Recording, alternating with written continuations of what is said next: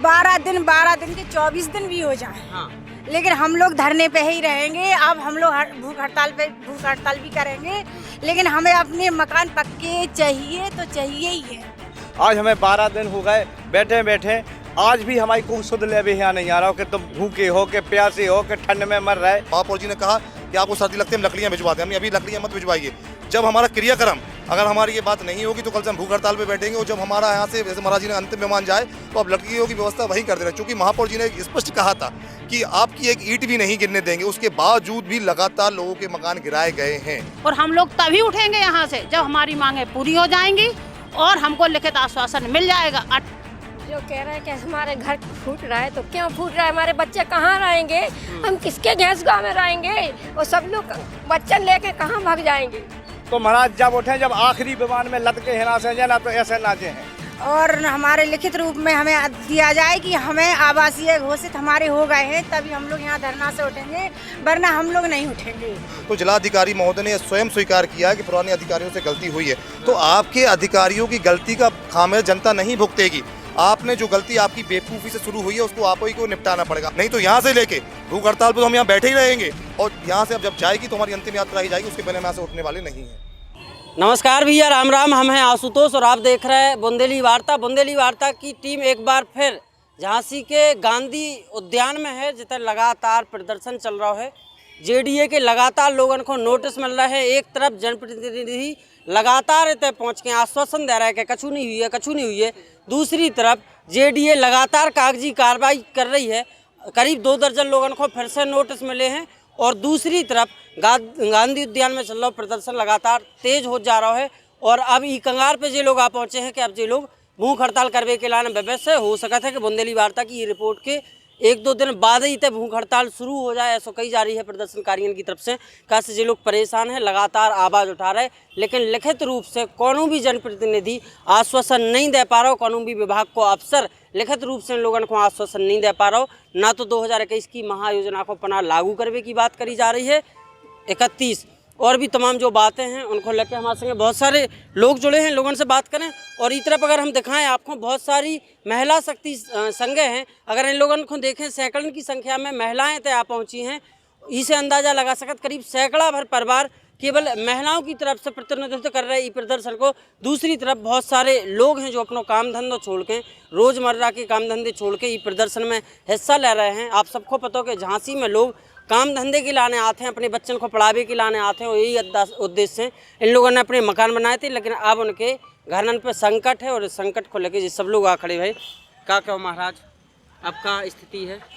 स्थिति तो जैसी की तैसी है साहब। हमें आज 12 दिन हो गए माने हड़ताल के लाने। हाँ। अब कल 13वां दिन है। हम सोच रहे हैं अब नहीं, अगर हमारी ये सुन रहे हाँ। तो हम अब कल से भूख हड़ताल पे जा रहे हैं। अगर हमारी मांग 2031 की जो महायोजना हम लागू करावे बैठे हैं, हाँ। जो विधायक सांसद सब लोग जो बैठे हैं घरे, हम इनसे बड़े बड़े आग्रह कर रहे हैं। हम आप ही के लोग हैं। हाँ। जो जितना भी परिवार आप देख रहे हैं, जो सब हमारा परिवार है, डडियापुरा पिछोर, आज 50,000 1 लाख आदमी, हाँ। आप जब टेंट में जो जितने लोग भी बैठे, सब पीड़ित लोग बैठे साहब। आज हमें 12 दिन हो गए बैठे बैठे, आज भी हमारी कोई सुध लेवे यहाँ नहीं आ रहा हो कि तुम भूखे हो के प्यासे हो के ठंड में मर रहे। आज देख रहे हैं आप कितनी सर्दी पड़ रही, हाथ ककड़ रहा है। हाँ। ठीक, और महाराज जई में बैठे। तो अब हमने जो सोच ले, जब हमें ऐसा करना ही है, कछु जने बोले कि महाराज कैसे उठो, तो हमने उनसे कह दिया या तो 2031 की महायोजना जाके लखनऊ में पास करा दो, नहीं तो हमें आवास ये करा दो। और नहीं करा पा रहा है तो बोले अगर नहीं भाई, तो हमने कहा नहीं भाई, तो बड़े गाँव गेट बाहर जो झांसी में बाजार है, वहाँ एक आखिरी विमान आउट। तो महाराज जब उठे, जब आखिरी विमान में लद के हिना से ना तो ऐसे नाचे हैं। अब करो और मरो की स्थिति में जे लोग आ गए हैं, का क्या आंटी का स्थिति बनत ना जा रहा है? हमारा नाम सारा त्रिपाठी है। हम दड़ियापुरा में रहते हैं। हाँ। और हम लोग ये चाहते हैं कि ये 2031 की जो महायोजना है, ये तत्काल प्रभाव से लागू कर दी जाए। और जिस दिन ये लागू हो जाएगी उस दिन हम लोगों का ये धरना समाप्त हो जाएगा। लेकिन हमको लिखित चाहिए, जिस प्रकार लिखित में नोटिस दिए गए हैं उसी प्रकार हमको लिखित में ही कागज में आश्वासन चाहिए। और हमारे ये बेटा हमारा है, ये राहुल राजपूत जी हैं और ये महाराज जी हैं, ये लोग इतना संघर्ष कर रहे हैं, इतना प्रयास में हैं हम लोगों के लिए। कल से भूख हड़ताल पे बैठने का विचार बनाया इन्होंने। और अगर कल से ये लोग भूख हड़ताल पे बैठ गए तो हमारी कौन सुनवाई करेगा, आप बताइए। और हमारे यहाँ सारी चीज़ें जमा हैं, सब कुछ होते हुए भी कोई शासन प्रशासन हमारी तरफ ध्यान ही नहीं दे रहा। और हम लोग तभी उठेंगे यहाँ से जब हमारी मांगें पूरी हो जाएंगी और हमको लिखित आश्वासन मिल जाएगा। अन्यथा अम्मा है, अम्मा की उम्र लगभग 80 साल हुई है। ई प्रदर्शन में, ई आंदोलन कह लो, ई खोपन के अम्मा भी आई हैं और अम्मा भी इन लोगों को उत्साह वर्धन कर रही हैं और संगे खड़ी हैं। और जब तक ना जाए, जब तक इन लोगों की सुनवाई ना हुई, क्या करेंगे अम्मा? जो कह रहा है कि हमारे घर फूट रहा है तो क्यों फूट रहा है, हमारे बच्चे कहाँ रहेंगे, हम किसके गैस गाँव में रहेंगे, और सब लोग बच्चन लेके कहाँ भाग जाएंगे हैं? सब आप गैस गुआ चाहते हैं, हमारा गैस गुआ नहीं फूटेगा, बस अब कहाँ करेंगे बोलो। हम जब उम्र निकल गई हमारी पूरी तो हम कहाँ जाएं बोलो अपने गैस को छोड़ के। तो अम्मा जैसो दर्द इतने लगभग सब लोगों को है। कछु लोग बुद्धिजीवी हैं, वे सामने नहीं भावुक हो पा रहे, लेकिन यही स्थिति सबकी बनत नजर आ रही। राहुल हमारे संगे है, का ऑप्शन का है? 14 दिन 12 दिन 14 दिन। देखिए, ऑप्शन ये है कि सभी अधिकारी कह रहे हैं कि आप कोर्ट जाइए, चूंकि एनजीटी का मामला है। तो जो आपकी गलती से कोर्ट का मामला शुरू हुआ है, आप जाइए ना कोर्ट। हमारी तो उसमें कोई गलती है नहीं। हम 1970 से लेके आज तक वहाँ पर हम हमारे परिवार के लोग रह रहे हैं। जब झांसी विकास प्राधिकरण वहाँ था ही नहीं, तो आप नोटिस में लिख रहे हैं कि 20 साल से आप वहाँ रह रहे हैं, मौके पर जाके आपको नक्शा नहीं दिखाया गया। तो ये बताइए कि जब 20 साल पहले आवास बन रहा था, जब झांसी विकास प्राधिकरण कहाँ गया था? सबसे अहम बात जो तथ्यों पर आधारित है कि हमारे ही क्षेत्र में कुछ पूंजीपतियों से पैसा लेकर उनके नक्शे पास कर दिए गए। जब वो नगर पार्क की जमीन है, हम गरीब लोगों के नक्शे पास नहीं हो। वहाँ जेडीए ने नक्शा पास किया? जी, मैं आपके चैनल पे वो पीडीएफ फाइल दे दूंगा, आप उसको दिखाइए, प्रमुखता से दिखाइए कि नगर पार्क का मौजा तालपुरा में 231 मौजा नगर पार्क के लिए आरक्षित है। उसी पर झांसी विकास प्राधिकरण ने इतनी बड़ी मोहर लगाकर उसका नक्शा पास कर दिया। तो जो पैसा देगा उसका तो अब नक्शा पास पहले कर रहे थे, और जो पैसा नहीं दे पा रहा था, ये माता हमारी गरीब है, जो पैसा नहीं दे पा रहा था, तो उनका मकान गिरा रहे थे। अब मैं कहूंगा तो जूम करके दिखा दी कितनी बड़ी मोहर झांसी विकास प्राधिकरण के द्वारा लगाई गई। पूरी पीडीएफ दिखा रहे हैं भैया, हम स्क्रीन शेयर कर रहे हैं इसके साथ। ये पूरा मसला है कि बहुत सारे लोगों ने जो पैसे भरे हैं, इन लोगों का आरोप है कि उनका जेडीए से नक्शा पास हो गया है।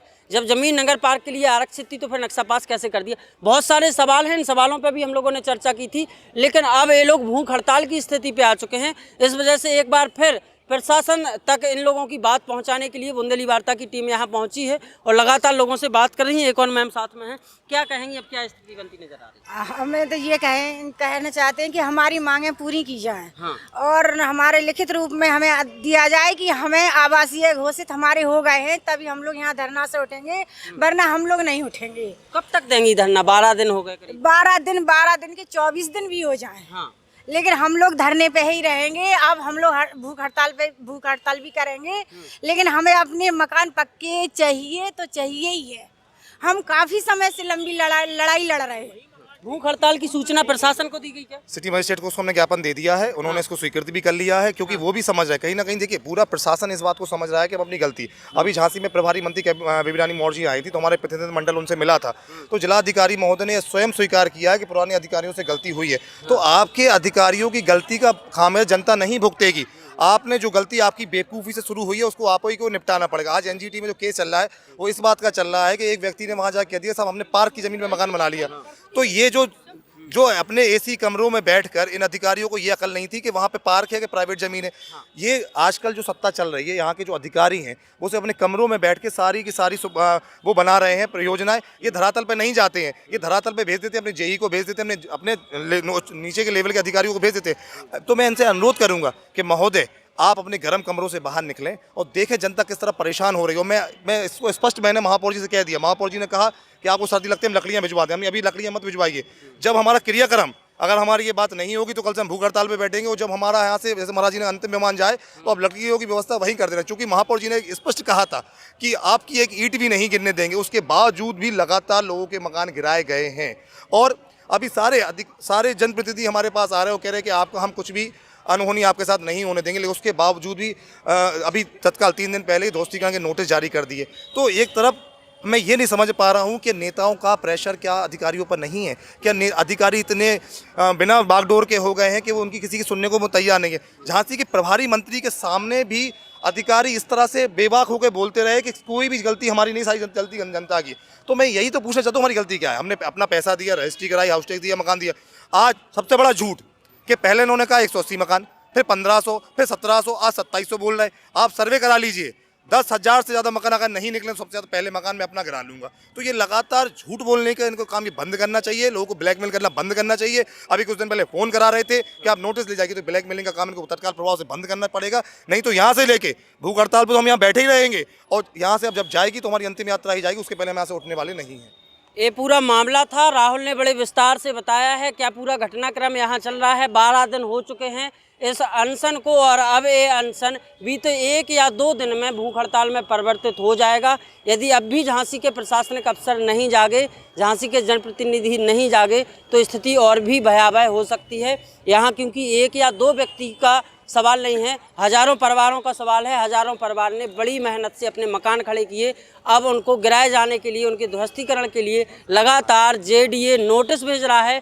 दूसरी तरफ यदि हम लोग देखें कि चुनाव आते हैं, चुनाव आते ही नेता मैदान में आते हैं, घर घर जाते हैं, वोट मांगते हैं, झूठे सच्चे सब प्रकार के आश्वासन देते हैं, लेकिन वास्तव में जब जनता को उनकी ज़रूरत होती है तब वह केवल मौखिक आश्वासन से काम चलाते हैं।